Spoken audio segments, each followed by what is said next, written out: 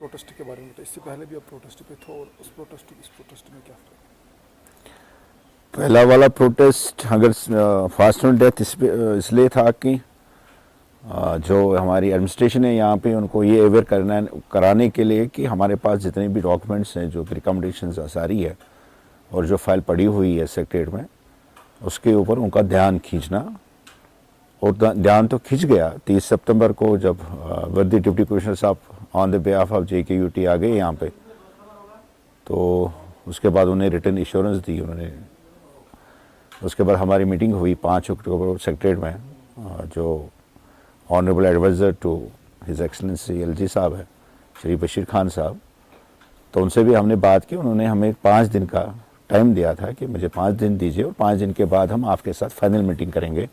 जो भी आपकी डिमांड्स जो आपने रखी हुई है हमारे सामने, उनके head of the department concern departments के साथ मिलके तो आपके साथ फाइनल डिपार्टमेंट। लेकिन आज तक तो 55 दिन हो गए, लेकिन वो फाइनल मीटिंग नहीं हुई। तो इसलिए हम मजबूर हुए फिर से एडमिनिस्ट्रेशन को यही याद दिलाने के लिए कि आपने जो रिटर्न एश्योरेंस हमें दे दी थी वो आपने फुलफ़िल नहीं की, और यहाँ पे हमारे जो बच्चे हैं वो फ्रस्ट्रेटेड हो रहे हैं। और उसके साथ साथ जो हमारी लगभग 400 साढ़े 400 की फैमिलीज़ जो है 808 फैमिलीज़ में, वो भूखमरी के ऊपर इस वक्त आ रही है, क्योंकि उनके घर में इस वक्त कोविड की वजह से या बाकी हालातों की वजह से जो उनके जो बच्चे काम करते थे या उनके बुज़ुर्ग जो काम करते थे प्राइवेट सेक्टर में, अब प्राइवेट सेक्टर सारा ठप है कश्मीर में, तो उस वजह से उनकी माली हालात बहुत ही ख़राब हो रही है दिन ब दिन। इसलिए हम फिर से सेकंड फेज़ जो है, ये जो इतवार से 22 तारीख से शुरू हुआ, ये अब तब तक ख़त्म नहीं होगा।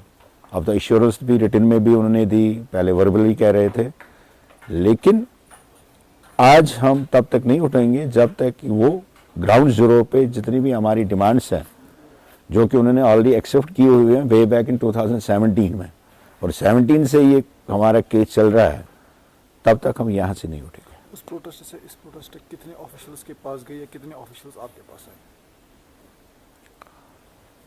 हमारे पास तो कोई नहीं आया, आज की डेट तक हमारे पास कोई नहीं आया। खाली उसी दिन 30 तारीख को सितंबर की 30 तारीख को DC साहब यहाँ पे आए थे, उसके बाद कोई नहीं आया।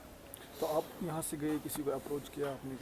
क्योंकि हमारे जो मीडिएटर हैं एक हिसाब से वो वर्दी डिप्टी कमिश्नर साहब, हम मतलब इससे पहले हम गए थे उनके पास 2-3 बार, तो वही हमें अपडेट करते रहे। उन्होंने बहुत कोशिश की अपनी तरफ से हमारी फाइनल मीटिंग जो कंसर्न डिपार्टमेंट्स के हेड्स हैं through honourable adviser Shri Bashir Khan साहब के, लेकिन पता नहीं कि वो फाइनल मीटिंग क्यों नहीं हुई। क्या कुछ फ़ायदा लगा आपको पिछले प्रोटेस्ट से? तो आपको हमने और एक प्रोटेस्ट किया यहाँ पर।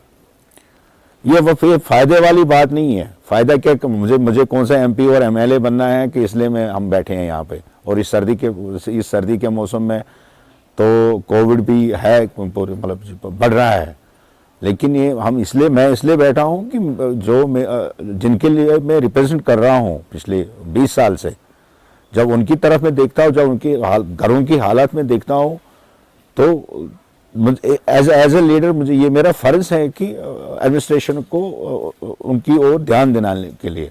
इसमें मुझे कोई ऐसी चीज़ ही नहीं है कि ये हम बैठे हैं इस सर्दी में कि कुछ ऐसा हो जाए, वो इसलिए नहीं बैठे हैं। क्यों आपको सरकार नज़रअंदाज कर रही है?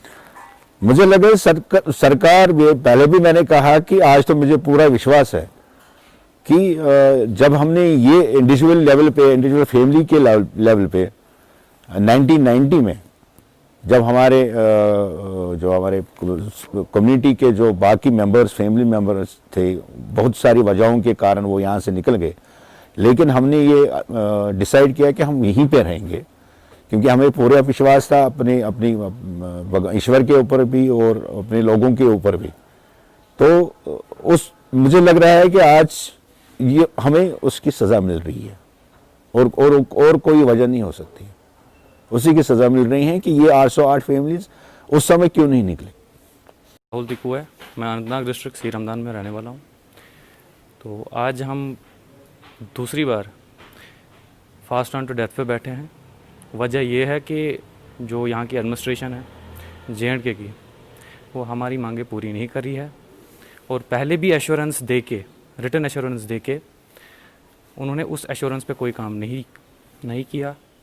तो दोबारा हम फिर यही बात वो आगे रख रहे हैं कि जो एश्योरेंस उन्होंने दी थी उस पर काम क्यों नहीं हुआ। तो आपकी डिमांड्स क्या क्या है सरकार?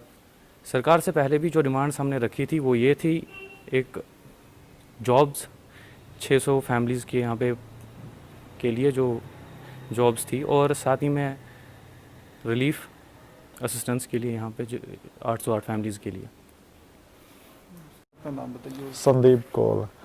हम यहाँ पे आज फिर से दूसरी बार अनशन पे बैठे हैं। इससे पहले हम 20 सितंबर पे बैठे थे, तो वो अनशन हमारा 11 दिन चला था।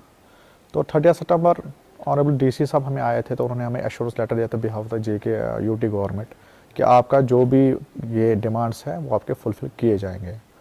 उसके बाद 5 अक्टूबर हम एडवाइज़र जो LG साहब के बशीर खान साहब से, उससे हम मिले थे। आधा घंटा हमने उससे मीटिंग की, तो उन्होंने हमें एश्योर किया था कि आप हमें 5 दिन का टाइम दे दीजिए, जो भी इसके डिपार्टमेंट्स हैं उससे हम बात करके आपकी फाइनल मीटिंग करवा देंगे। लेकिन अनफॉर्चुनेटली 50 डेज़ हो गए, लेकिन अभी तक कुछ नहीं हुआ। उसके बाद हम कंसर्न DC साहब से मिले, हम उनका बहुत शुक्रगुजार करते कि उन्होंने हमें बहुत हेल्प किया, लेकिन अनफॉर्चुनेटली हाई अथॉरिटी से कुछ नहीं हुआ। तो फिर हम मजबूर होकर परसों से, संडे से, हम फिर यहाँ पे बैठे। क्या कुछ डिमांड से आपकी सरकार के सामने क्या कुछ लाना चाहते हैं? हमारे वही जो हमारा हक है, हमारे 2017 में हमारा हाई कोर्ट का जजमेंट है कि हमारे जॉब्स जो यहाँ पे माइग्रेंट्स यूथ नहीं हुए हैं, 500 जॉब्स थे हमारे, वो है। दूसरा हमारा था कि जो यहाँ पे बिलो पॉवर्टी लाइन के पंडित लोग बैठे उनको रिलीफ है। और तीसरा कि जो हमारे कंस्ट्रक्शन ऑफ टेम्पल्स था वो हमारे कुछ डिमांड्स थे जो ऑलरेडी हाई कोर्ट ने भी रिकमेंड किया हुआ है कि हमें, जैसे हमारा जॉब का पैकेज है कि वो ऑलरेडी हाई कोर्ट ऑफ और MH के ऑर्डर्स भी है। लेकिन अनफॉर्चुनेटली यहाँ की गवर्नमेंट को नहीं पता नहीं कि क्यों वो क्या नहीं करे, वो उनको बेटर लगता है कि उसी के अगेंस्ट हम आज फिर से यहाँ पे बैठे हैं।